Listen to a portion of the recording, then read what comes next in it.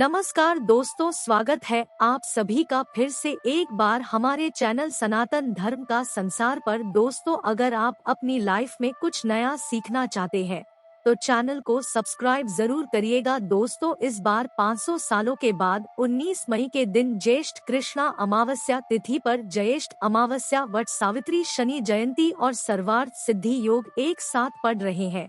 तो ज्योतिषीय दृष्टिकोण से ये तिथि बहुत महत्वपूर्ण है। एक और जहां पवित्र नदी स्नान से अनंत गुणा पुण्य मिलेगा, वही शनि पूजन से साढ़े साती और शनि दोषों का प्रकोप शांत होगा। अन्य बिगड़े काम बनने के योग बन रहे हैं। एक ही दिन ऐसे 3 बड़े व्रत या पूजा पाठ के अवसर बहुत कम ही देखने को मिलते हैं।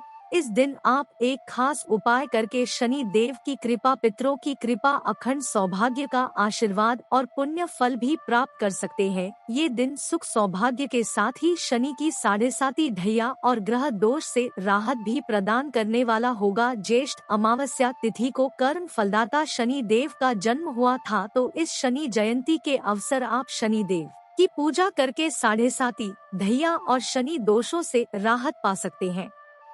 अखंड सौभाग्य, सुखी दाम्पत्य जीवन और सुशील संतान प्राप्ति के लिए वट सावित्री व्रत भी इस दिन रखा जाएगा। सावित्री ने सत्यवान के प्राण ज्येष्ठ अमावस्या को ही बचाए थे, इसीलिए हर वर्ष इस तिथि को वट सावित्री व्रत रखा जाता है।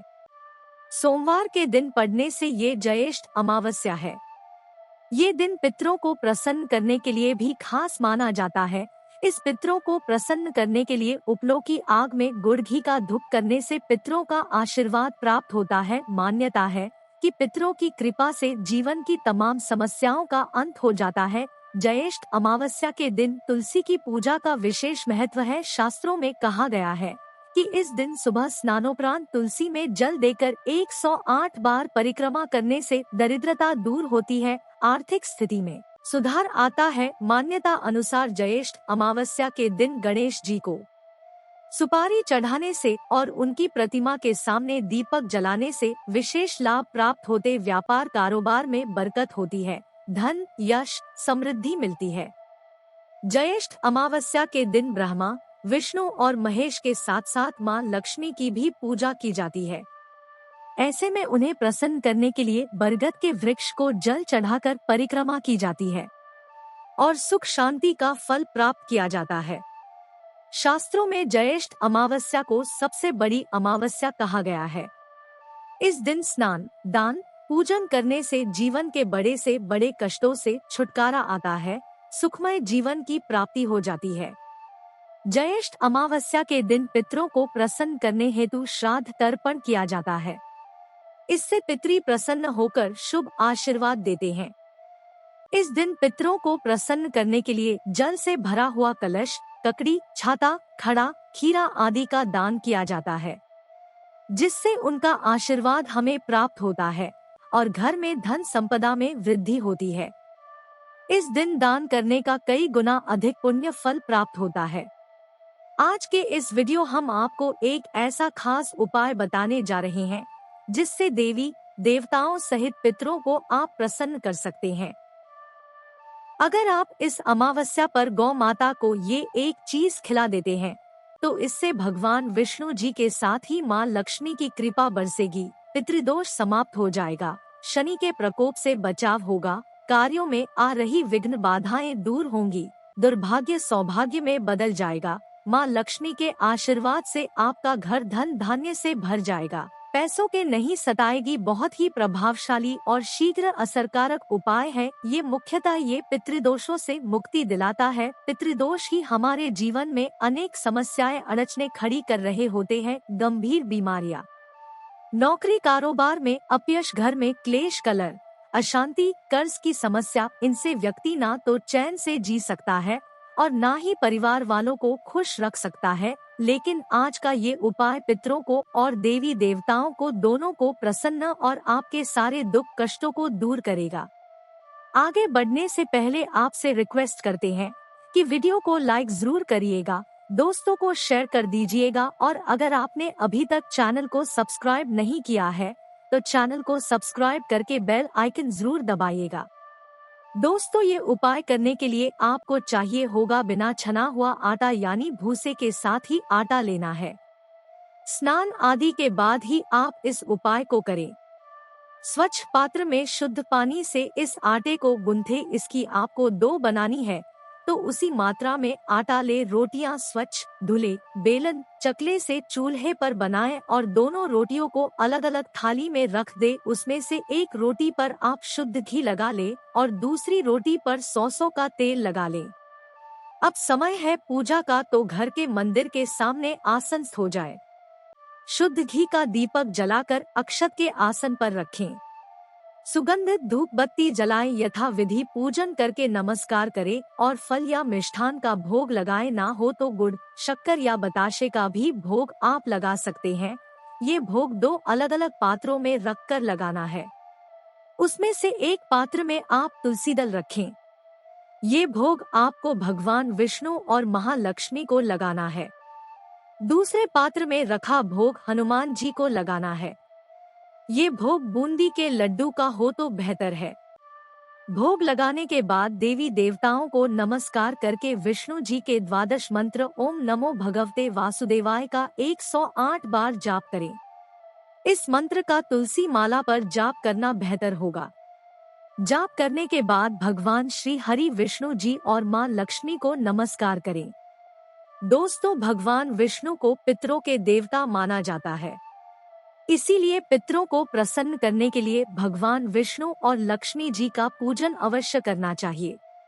इसके बाद आप पितृ देव के मंत्र का 108 बार जाप करें। मंत्र है ओम पितृभ्यो नमः। इसके अलावा आप पितृ चालीसा का पाठ कर सकते हैं।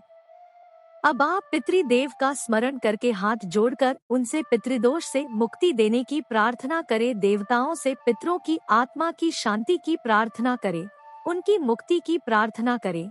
फिर हनुमान जी को नमस्कार करके हनुमान चालीसा का पाठ करें।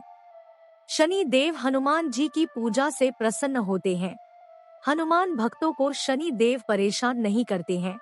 शनि देव का कोई भी दुष्प्रभाव उन पर नहीं पड़ता।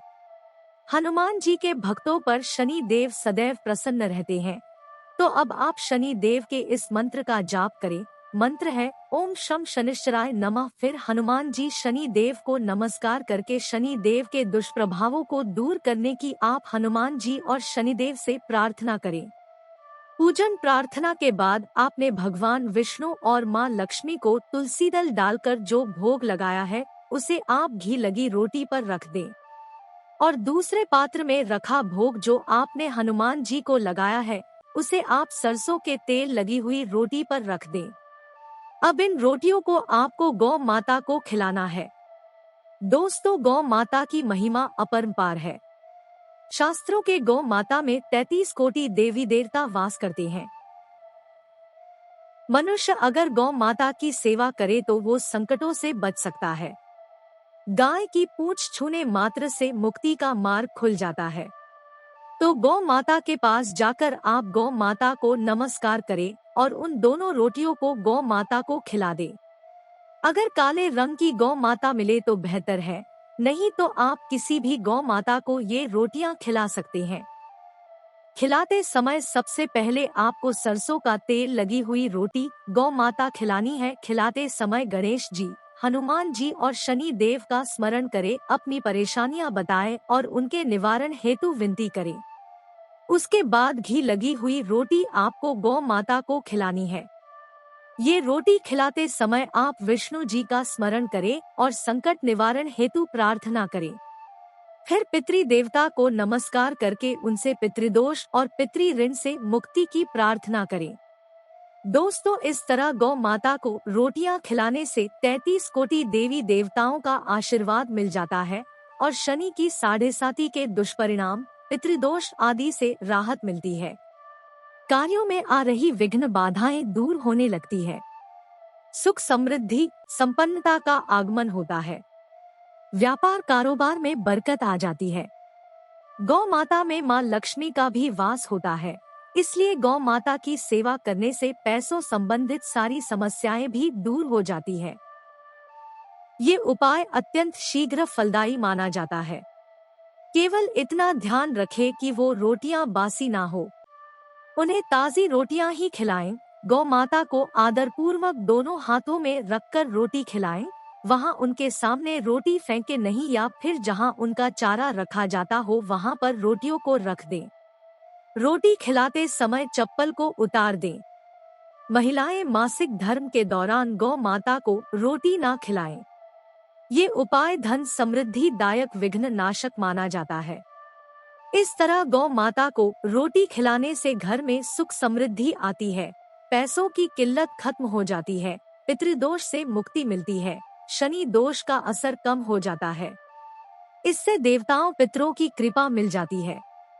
तो दोस्तों, इस ज्येष्ठ अमावस्या पर इस उपाय को श्रद्धापूर्वक जरूर करें और अपने जीवन को सफल संपूर्ण बनाएं।